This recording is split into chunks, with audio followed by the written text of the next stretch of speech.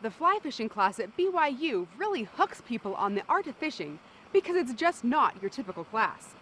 The majority of class time is actually spent away from desks. Instead, students do their learning on the river. Emily Flores sat in on a recent class session. Imagine what it would be like to take a college class on the serene river with only a $5 textbook and a required yet leisurely camping field trip. These are only a few realities of the fly fishing class at BYU. The whole idea of these classes are really a quality of life type of thing. And everybody needs leisure and recreation in their life, no matter who you are. And it's a very, very big piece of what we do. Students have different motivations for taking the class. I decided on an adventure. Thought I'd try it out. My wife says I can't retire until I get a hobby, so this is in preparation. Take me to the next step. Fly tying and a lot of techniques are things that I've been missing. To some, fly fishing is quite simple, but to most, it's an actual art. You're not a true fly fisher until you can tie your own fly and catch a fish with it. Well, fly fishing is a lot more than just a recreational sport. If you really want to catch fish and if you really want to enjoy fly fishing to the fullest, it involves art, it involves science, it involves physicality. The instructors say the emphasis of the class is fly tying and fly casting, but the secret to fly fishing is to be fishing.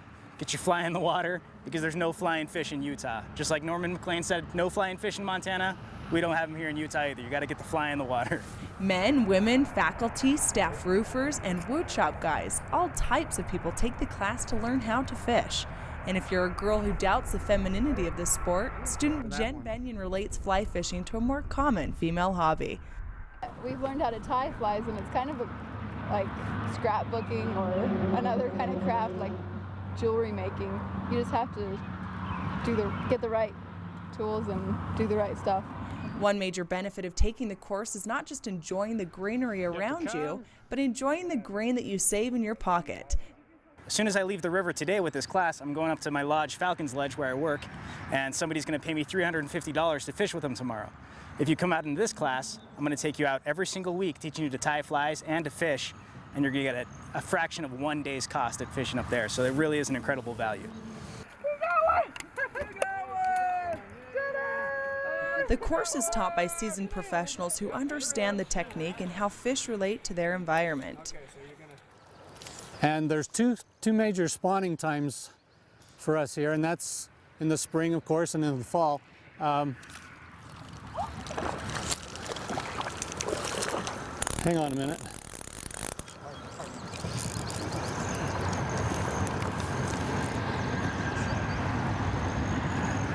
In the springtime, you've got the rainbows and the cutthroat that spawn, and in the fall, you've got browns and brook trout that spawn. So you've got quite an array, quite a variety of fish to go for, and depending on the water, how high the elevation, what species is where.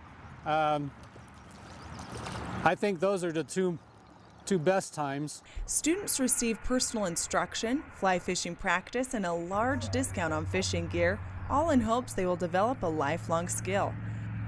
And our idea is really, hey, don't just come to class, learn some stuff in class, class is over, you're done. We want you to really learn it and enjoy it and have fun with it. And we do the things we need to do to help them so when they leave, they're still fishing.